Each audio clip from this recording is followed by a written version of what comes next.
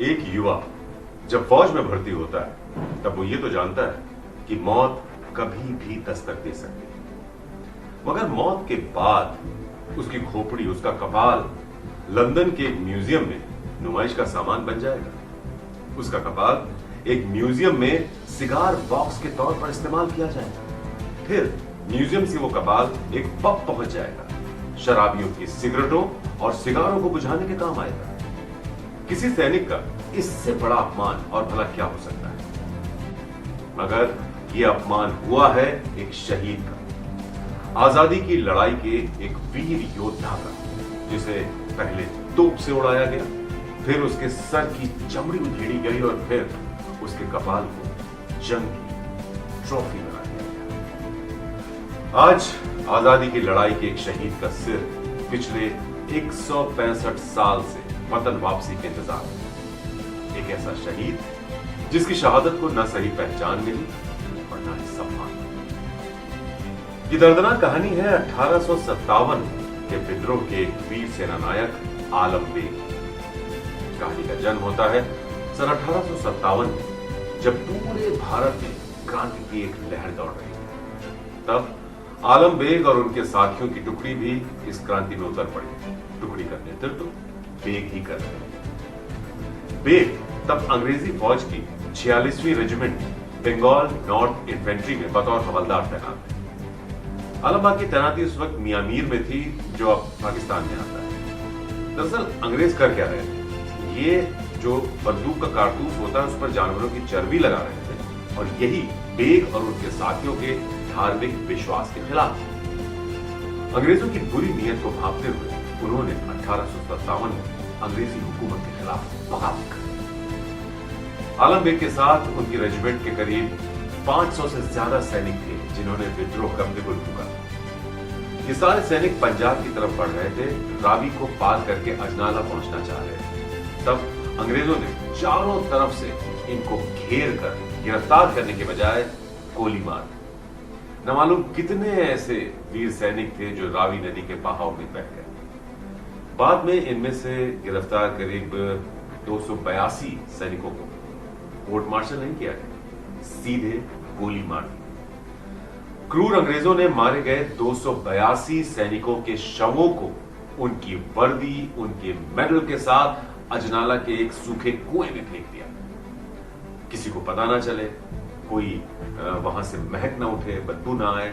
तो कहते यह है कि उन्होंने चूना और कोयला कुएं के ऊपर डालकर कुएं को ढक दिया। बहरहाल 2014 में जब पंजाब के अजनाला में एक कुएं से ये नरकंकाल मिले, पड़ताल हुई, तब इस जघन्य वारदात का खुलासा हुआ। विद्रोही सैनिकों के मुखिया आलम बेग ही थे, और वही थे जो सिर्फ जिंदा बचे। गिरफ्तार कर लिया गया। बाद में आलम बेग को सियालकोट तोप से उड़ा दिया गया और उनके कपाल को वॉर ट्रॉफी, जी हाँ, जंग की एक ट्रॉफी के तौर पर ब्रिटेन ले जाया गया। 1911 में ब्रिटेन का एक अखबार था द स्फीयर, उसने एक चौंकाने वाला खुलासा किया। उसने बताया कि व्हाइट हॉल के म्यूजियम में बेग के कपाल को एक सिगार बॉक्स के तौर पर इस्तेमाल किया जा रहा है। बाद में ये कपाल पता नहीं कैसे यहां से कैंट के एक पब द लॉर्ड क्लाइड पहुंच गया। 1963 में जब ये पब किसी और ने खरीदा, तब उन्हें ये कपाल पब के स्टोर रूम में मिला। जो पब के नए मालिक थे, पति पत्नी, ये दरअसल पुराने मालिकों के रिश्तेदार थे, जिन्हें बाद में ये पब मिला। तो शुरू में जैसा अंग्रेज हमेशा करते हैं, इन मालिकों ने भी, नए मालिकों ने भी इस कपाल के साथ फोटो खिंचवाई, पर बाद में इसे छुपा दिया। दरअसल पब के मालिकों ने जब ये कपाल देखा, तब उसके नीचे का जबड़ा गायब था और जो ऊपर के बचे हुए दांत थे वो भी हिल रहे थे। पब के नए मालिक पति पत्नी बाद में थोड़ा असहज हुए इस कपाल को लेकर, और उन्होंने उसे हटाने की सोची। बाकी खोपड़ी कहाँ हटाने, किसे ने कहाँ रखे, ये सवाल था। तो जब नए मालिकों ने इस कपाल को गौर से देखा, तो कपाल की आंख के एक गड्ढे में पुरानी सी चिट्ठी थी। जब उन्होंने चिट्ठी में लिखी जानकारी को देखा, तो पता चला कि इसमें एक पूरी इबारत लिखी हुई है। तफ्तीश शुरू की उन्होंने, इंटरनेट की मदद ली, लेकिन इंटरनेट पर कोई जानकारी नहीं मिली। तब फिर उन्होंने डॉक्टर वैगनर से, डॉक्टर किम वैगनर से संपर्क किया। डॉक्टर वैगनर लिखते हैं कि उन्हें 2014 में एक ईमेल मिला इस खोपड़ी के बाबत, और वो दरअसल पहले भी एक जाना माना नाम थे जो कॉलोनियल शासन था उसके बारे में शोध करते आए थे, पढ़ाते आए थे, इसीलिए पति पत्नी ने उनसे संपर्क किया। तो डॉक्टर वैगनर ने इस खोपड़ी को हासिल करने के बाद इस पर गहरी रिसर्च की और फिर एक किताब भी लिखी। साथ ही साथ डॉक्टर वैगनर ने ये सिर आलम बेग का ही है इसकी जांच कराने की ठानी। तो वैगनर ने लंदन के नेशनल हिस्ट्री म्यूजियम के डॉक्टर हेदर बॉनी से संपर्क किया। डॉक्टर बॉनी एक बहुत मशहूर साइंटिस्ट थे। उन्होंने अपनी तफ्तीश की और फिर ये तस्दीक की कि ये सिर एशियाई मूल के करीब 30 साल के किसी मर्द का है। जांच में यह भी पता चला कि ये शख्स करीब 5 फुट 7.5 इंच लंबा था, स्वस्थ था। डॉक्टर बॉनी ने यह भी बताया कि जो कपाल है उसके ऊपर यानी सिर पर किसी भी तरह की चोट या रगड़ के कोई निशान नहीं।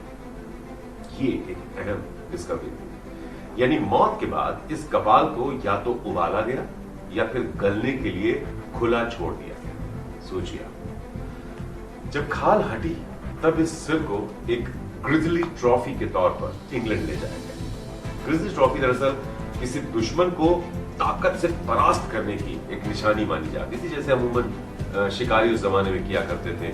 जानवरों को जाते थे, उनके परिवेश में यानी जंगल में जाकर मारते थे और उसके बाद उनकी खाल को और उनकी खोपड़ी को अपने घरों में सजा लिया करते थे। ये उनकी वीरता की निशानी हुआ करता था। ठीक ऐसा ही आलम बेग की खोपड़ी के साथ किया गया।